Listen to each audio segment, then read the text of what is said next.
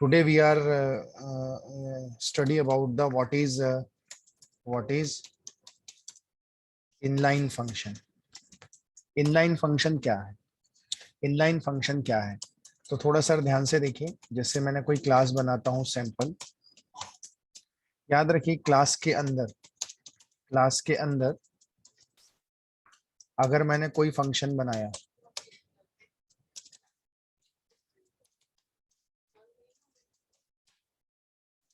जैसे मैंने कोई मेंबर फंक्शन बनाया, सैंपल ना लेके कॉम्प्लेक्स लेता हूं मैं, और उसके बाद पब्लिक में वॉइड ऑफ रीड लिखते हैं हम।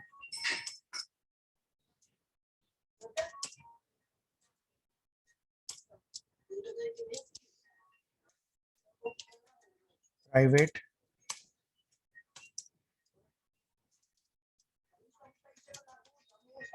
फ्लोट में real comma imaginary.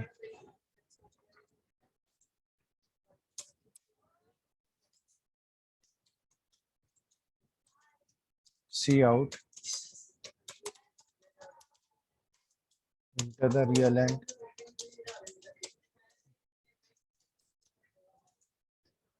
And imaginary value हम इस तरह से लिखते हैं, और फिर हम स्कैन करते हैं सी इन रियल और इमेजिनरी। जिस तरह से हमने लिखा वॉइड ऑफ रीड, वैसे ही मैं जाता हूँ वॉइड ऑफ राइट लिखता है,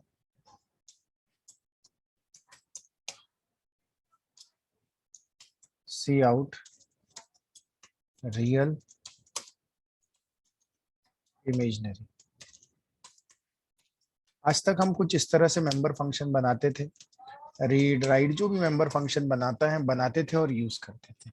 तो अब कुछ चीजें ध्यान से सुनिए। इस मेंबर फंक्शन का लॉजिक 2 लाइन का है, इस मेंबर फंक्शन का लॉजिक 1 लाइन का है, इस मेंबर फंक्शन का 2 लाइन का है, इस मेंबर फंक्शन का लॉजिक 1 लाइन का है। तो कुछ चीजें ध्यान से सुनिए कि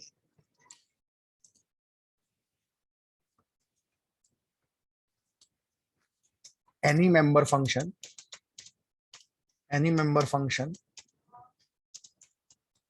which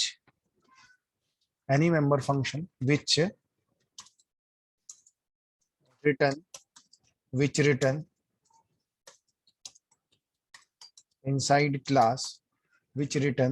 inside class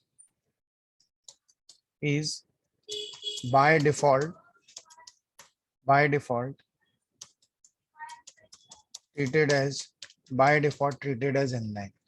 bye default वो फंक्शन जो ट्रीट किया जाता है, वो ट्रीट किया जाता है इनलाइन। अब इनलाइन का मतलब क्या होता है तो आप समझो। नॉर्मली जब मैं ऑब्जेक्ट बनाता था ना, क्लास कॉम्प्लेक्स मैं लिखता था C1, फिर मैं बोलता हूँ C1 डॉट रीड। अगर आपको याद होगा जब मैं रन करता था तो F7 से जब रन करता हूँ, जैसे C1 डॉट रीड बोलता हूँ, कंट्रोल जंप होके ये रीड में आता है, यहाँ फिर ब्लू लाइन आती है, मैसेज आता है और रीड कर देते हैं। एक्चुअली कंट्रोल जंप होके यहाँ से कहाँ जाता है, ये लाइन पे जाता है, inter the real imaginary value, फिर स्कैन करता है। फिर जब मैं नेक्स्ट टाइम फिर आता हूँ और बोलता हूँ कि C1 डॉट राइट, तो फिर से क्या होता है, फिर से कंट्रोल राइट में जाएगा और क्या करेगा, रीड और डिस्प्ले करेगा। आप लोगों को याद आ रहा है ब्लू कलर की लाइन जाती थी, आफरीन, भाग्यश्री, दीपाली, मैं कई बार रन करता हूँ, याद आया आपको? जब मैं C1 डॉट रीड बोलता हूँ F7 से जब कंपाइल करता हूँ तो ब्लू कलर की लाइन रीड में आती है, फिर इसके अंदर आती है, एग्जीक्यूट होती है, फिर नीचे आती है। यही प्रोसेस चलता है। तो कहने का मतलब ये C1 डॉट रीड के केस में होगा, C1 डॉट राइट के केस में होगा। तो क्लास के अंदर any member function which return inside the class by default it is treated as inline. So inline का क्या मतलब होता है? इनलाइन का मतलब ये होता है कि जब ये लाइन एग्जीक्यूट होगी तो हमें दिखेगा कि कंट्रोल जंप होके यहाँ जा रहा है, लेकिन कंट्रोल जंप होके वहां जाएगा नहीं। फंक्शन का जो लॉजिक है वो इस लाइन पे आके रिप्लेस हो जाएगा, इस लाइन पे आके C1 डॉट रीड पे रिप्लेस हो जाएगा। C1 डॉट राइट बोलूंगा तो हमें ऐसा लगेगा कंट्रोल जंप होके यहाँ आया, लेकिन एक्चुअली यहाँ नहीं आता। ये फंक्शन का लॉजिक इस लाइन पे आके क्या हो जाता है, रिप्लेस हो जाता है, रिप्लेस हो जाता है। That is nothing but called as inline, that is nothing but called as inline. तो क्लास के अंदर लिखा जाने वाला हर member function by default treat होता है inline. Inline if member function logic, देखो बाय डिफॉल्ट वो इनलाइन ट्रीट होता है, लेकिन if member function logic is more, ज्यादा होगा, अगर ज्यादा होगा, so in that case it is not treated as inline।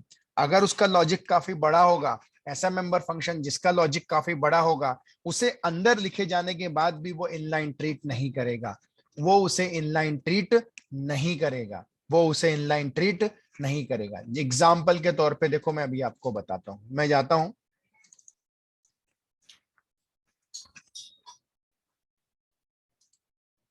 मैं स्टार्ट करता हूं,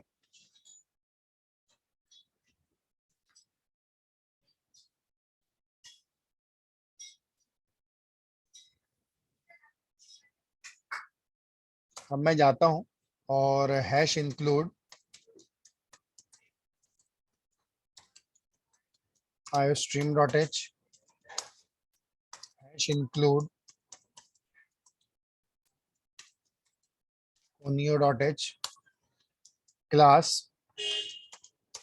क्लास सपोज करो मैं कॉम्प्लेक्स लेता हूं पहले, प्राइवेट लोड में रियल कॉमा इमेजनरी, पब्लिक में void ऑफ रीड, हम जाते हैं सी आउट,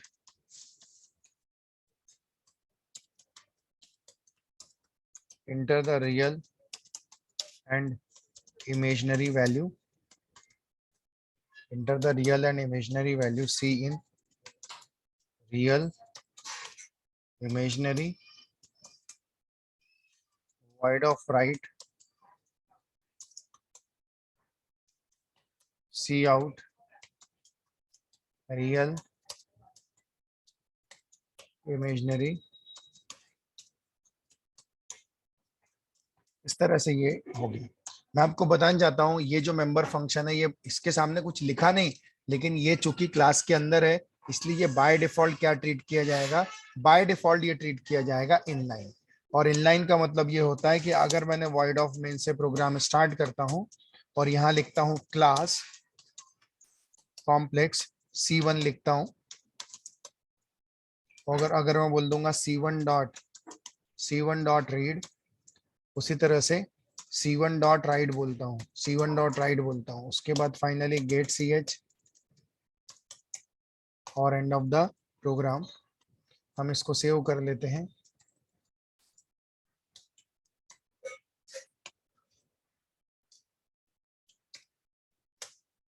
अब देखिए, मैं जाता हूं और मैं इसको एग्जीक्यूट करता हूं, मेन से स्टार्ट करूंगा। देखो C1 डॉट रीड बोलता हूं, एक्चुअली क्या होता है, कंट्रोल जंप होके यहां आता है, लेकिन मैं आपको बता दूं, enter the real imaginary value बोलेगा 11, 22 डाल देंगे, फिर नीचे आएगा C1 डॉट राइट बोलेंगे, रियल इमेजिनरी को क्या करेगा, डिस्प्ले करेगा, get CH end of the program. मैं आपको सिर्फ इतना बताना चाहता हूं सर, कि जब ये प्रोसेस चलता है, तो मैं आपको ये बोलना चाहता हूं कि एक्चुअली हमें ऐसा लगता है कि कंट्रोल जंप होके वहां जा रहा है, लेकिन एक्चुअली वहां जाता नहीं। ये जो लॉजिक आप देख रहे हो, ये जो लॉजिक है, ये लॉजिक किसके पास आ जाता है, ये लॉजिक रिप्लेस हो जाता है इस लाइन पे। इस लाइन पे क्या हो जाता है, रिप्लेस हो जाता है। C1 डॉट राइट बोलूंगा तो क्या होगा, ये यहाँ आएगा जरूर, लेकिन एक्चुअली हमें लगता है कि गया, लेकिन एक्चुअली ये लॉजिक इस लाइन पे जाके क्या हो जाता है, रिप्लेस हो जाता है। 33, 44, मैं C1 डॉट राइट बोलूंगा, real imaginary value, get CH, और क्या होगा, एंड ऑफ द प्रोग्राम। इस तरह से ये चीजें खत्म हो जाएंगी, इस तरह से ये चीजें दी एंड हो जाएगी सर। लेकिन देखो, मैं कंपाइल कर रहा हूं, ध्यान देना, कंपाइल पे Alt F9 कर रहा हूं, no warning no error, no warning no error. तो सर याद रखना, क्लास के अंदर लिखा जाने वाला हर मेंबर फंक्शन, क्लास के अंदर लिखा जाने वाला हर member function by default treat होता है इनलाइन बाय डिफॉल्ट, प्रोवाइडेड उसका लॉजिक 2 या 3 लाइन का हो, प्रोवाइडेड उसका लॉजिक कितने लाइन का हो, 2 या 3 लाइन का हो। मतलब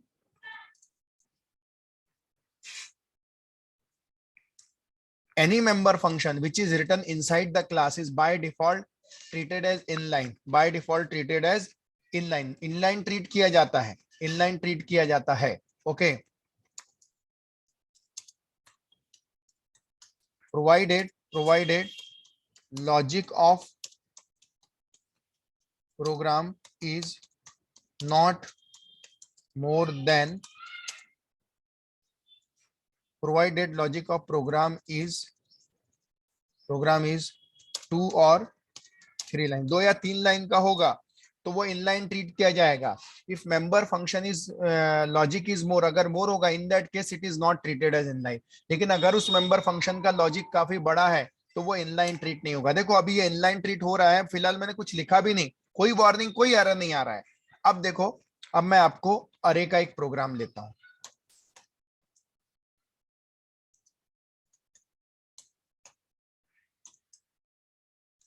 मैं जाता हूं क्लास मैट्रिक्स नाम का फंक्शन लेता हूं, प्राइवेट इंट अरे ऑफ, मैं ले लेता हूं 3x3 ले लेता हूं। अरे को रीड करेंगे और डिस्प्ले करेंगे, दैट्स इट। अरे आपको ऑलरेडी पढ़ाया था सर मैं, अब अरे तो नहीं पढ़ा सकता यहाँ। मैं जाता हूँ for, sorry, void of read नाम का मेंबर फंक्शन बनाता हूँ। 3x3 number of rows 3, number of columns 3, for I is equal to 0, I less than is equal to 2 और I plus plus, for j is equal to 0, j less than is equal to 2 और j plus plus. उसके बाद मैं बोलूंगा C out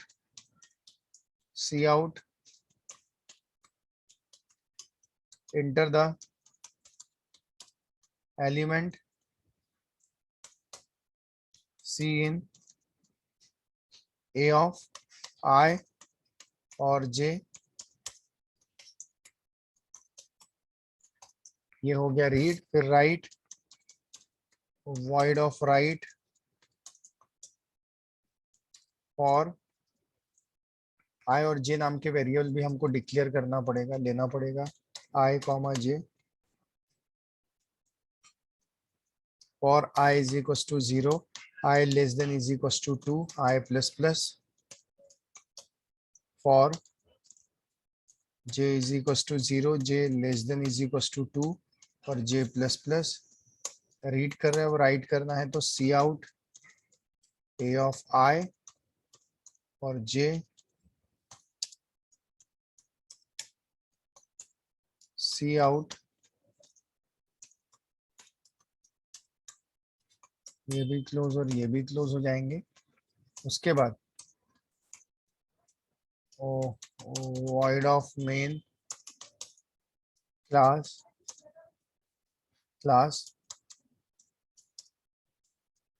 m1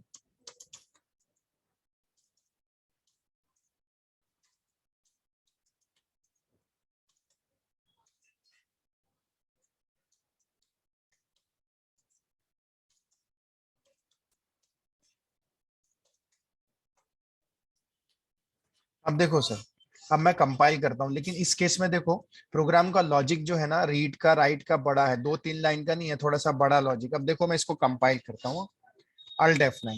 अगर आप देखोगे sir गौर से तो 2 वार्निंग आ रही, एरर नहीं आ रहा है, क्या आ रही है, वार्निंग आ रही है। मैं ये वार्निंग दिखाने से पहले मैं आपको बताना चाहता हूं कि मैंने आपको क्या बोला था कि क्लास के अंदर लिखा जाने वाला हर मेंबर फंक्शन बाय डिफॉल्ट क्या ट्रीट होता है, इनलाइन। अब देखो ये रीड क्लास के अंदर लिखा है, ये राइट भी क्लास के अंदर लिखा है, तो बाय डिफॉल्ट क्या ट्रीट होगा, इनलाइन। लेकिन कब होगा ये पॉसिबल, जब उसका लॉजिक कितने लाइन का हो, 2 या 3 लाइन का लॉजिक हो, तभी वो ट्रीट होगा इनलाइन, अदरवाइज ट्रीट नहीं होगा।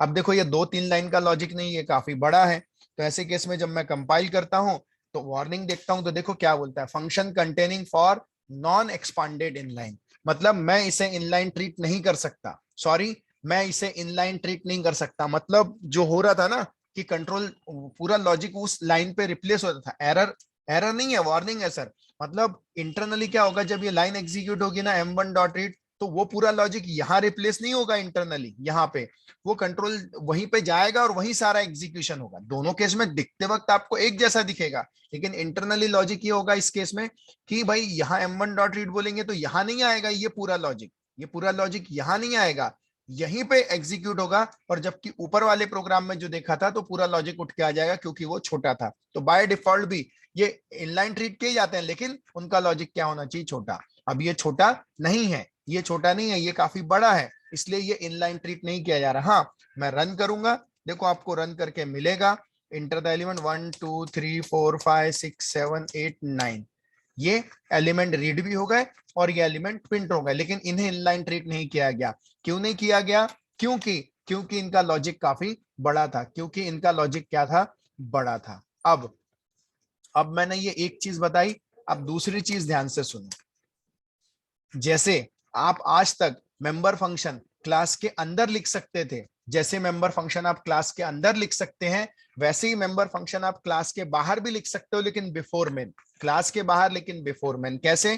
तो देखो मैं क्या कर देता हूं, void ऑफ रीड को डिक्लेयर कर देता हूं क्लास के अंदर, void ऑफ राइट को क्या कर देता हूं, डिक्लेयर कर देता हूं क्लास के अंदर। क्लास के अंदर मैं डिक्लेयर कर देता हूं। तो देखो मैंने यहां से क्लास क्लोज कर दी।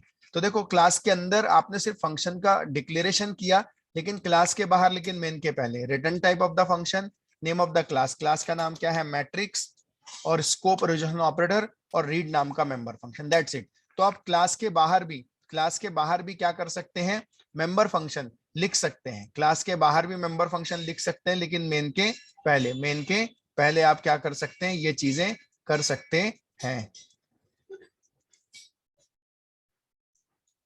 सेमीकोलन, उसके बाद सेकंड वाला void ऑफ राइट, तो return type of the function, name of the class, scope relation operator, right नाम का मेंबर फंक्शन।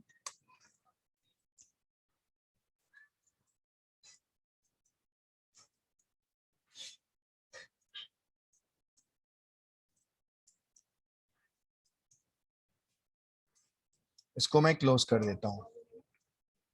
अब देखो सर मेरी बात ध्यान से सुनो, क्लास के बाहर लिखा जाने वाला, देखो क्लास के बाहर भी आपने मेंबर फंक्शन लिख सकते, कैसे लिखते हैं, देखो क्लास के अंदर सिर्फ उसके प्रोटोटाइप डिक्लेयर कर दो, और क्लास के बाहर जब आप लिखोगे तो ये कहलाता है return type of the function, ये कहलाता है नेम ऑफ द क्लास, उसके बाद आता है स्कोप रिजोल्यूशन ऑपरेटर, ये जो डबल कोलन होता है ना, डबल कोलन, वो कहलाता है स्कोप रिजोल्यूशन ऑपरेटर। उसके बाद मेंबर फंक्शन का नाम, नीचे भी देखो return type of the function, name of the class, scope resolution operator और मेंबर फंक्शन का नाम। अब मेरी बात ध्यान से सुनो, क्लास के अंदर लिखा जाने वाला हर मेंबर फंक्शन इनलाइन होता है, प्रोवाइडेड उसका लॉजिक 2 या 3 लाइन का हो। अगर बड़ा होगा तो ऐसे केस में वो इनलाइन ट्रीट नहीं होगा। अब दूसरी चीज, आप अगर क्लास के बाहर कोई मेंबर फंक्शन लिखते हैं, या मेन के पहले, क्लास के बाहर और मेन के पहले अगर कोई मेंबर फंक्शन लिखते हैं, तो वो member function by default inline treat नहीं होगा।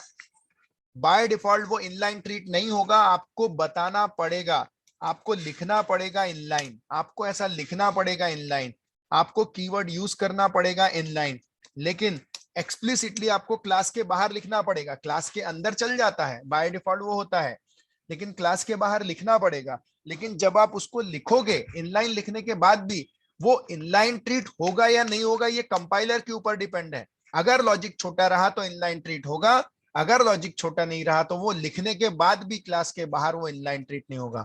फिलहाल इस केस में तो लॉजिक काफी बड़ा है, तो ऐसे केस में हम इसको कंपाइल करते हैं और देखते हैं, हम इसे कंपाइल करते हैं और देखते हैं, तो आप देखोगे अभी भी वार्निंग आ रही है, और अभी भी वही सेम वार्निंग आ रही, भाई साहब आप इनलाइन लिख भी दोगे ना, फिर भी मैं उसे इनलाइन ट्रीट नहीं करूंगा, और उसे इसलिए ट्रीट नहीं करूंगा कि उसका लॉजिक काफी बड़ा है, इसलिए मैं उसे क्या नहीं कर सकता, इनलाइन ट्रीट नहीं कर सकता। तो सर जैसे ही मैं जाऊंगा और क्लास के अंदर क्लास के बाहर ये इनलाइन कीवर्ड हटा दूंगा, तो बाय डिफॉल्ट ये कहलाएंगे नॉन इनलाइन। और नॉन इनलाइन का मतलब ये होता है कि कंट्रोल जंप होकर यहीं आएगा और यहीं लॉजिक एग्जीक्यूट करेगा। और इनलाइन का मतलब होता है हमें दिखता जरूर है, आता है, लेकिन कॉलिंग के समय वो लॉजिक ये लाइन से क्या हो जाएगा, रिप्लेस हो जाएगा, पूरा का पूरा यहां आएगा। वहां नहीं जाएगा।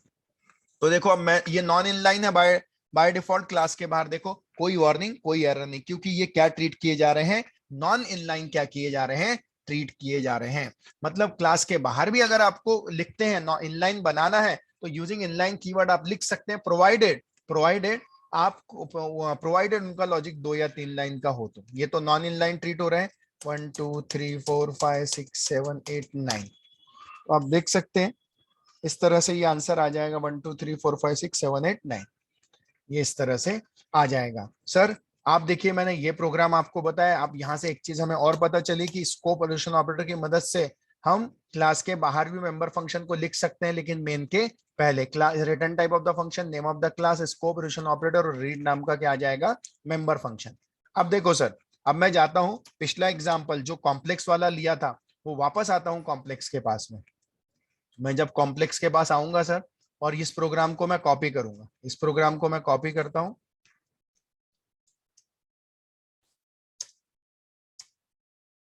और अब आप देखो सर मैं इसे पेस्ट करता हूं।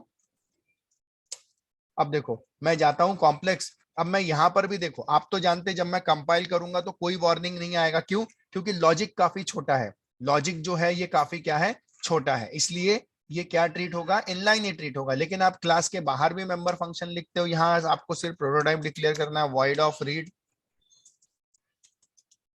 वॉइड ऑफ रीड, और यहाँ पे लिखना है void of right, void of read, और क्या लिखना है, वॉइड ऑफ राइट लिखना है। उसके बाद आप यहाँ आओगे, return type of the function, name of the class, class का नाम है complex, scope scope relation operator, that's it. उसी तरह से अब ये क्लास के बाहर आप जानते हो, क्लास के बाहर लेकिन मेन के पहले लिखा जाने वाला हर मेंबर फंक्शन जो होता है, एवरी मेंबर फंक्शन क्या ट्रीट किया जाता है, हर मेंबर फंक्शन ट्रीट किया जाता है नॉन इनलाइन। क्या ट्रीट किया जाता है, चाहे उसका लॉजिक छोटा हो या चाहे उसका लॉजिक छोटा ना हो। लेकिन अगर आपको उसे इनलाइन बनाना है तो आपको एक्सप्लिसिटली इनलाइन कीवर्ड लिखना पड़ता है। फिलहाल अभी देखा जाए तो ये रीड और राइट भी क्या ट्रीट किए जा रहे हैं, ये रीड और राइट भी अभी भी ट्रीट किए जा रहे हैं नॉन इनलाइन। क्यों? क्योंकि इनका लॉजिक काफी छोटा है। देखो मैं कंपाइल करता हूं, कोई वार्निंग कोई एरर नहीं आएगा, नॉन इनलाइन। लेकिन क्या हम इसे इनलाइन बना सकते हैं? हाँ, बस जाइए और उसके सामने कौन सा कीवर्ड लिख दीजिए, इनलाइन। जाइए उसके सामने कौन सा कीवर्ड लिख दीजिए, इनलाइन कीवर्ड लिख दीजिए, दैट्स इट। अगर आपने इनलाइन लिख दिया तो अब ये क्या ट्रीट किए जाएंगे, इनलाइन ट्रीट किए जाएंगे सर। और अब देखिए मैं कंपाइल करता हूं, अभी भी कोई वार्निंग कोई एरर नहीं सर। क्यों? क्योंकि उनका लॉजिक छोटा है, इसलिए अगर बड़ा होता तो वार्निंग आती है। और आपको पता है इनलाइन का मतलब क्या होता है। तो सर ये कंसेप्ट कहलाता है इनलाइन का, ये कंसेप्ट कहलाता है इनलाइन फंक्शन का।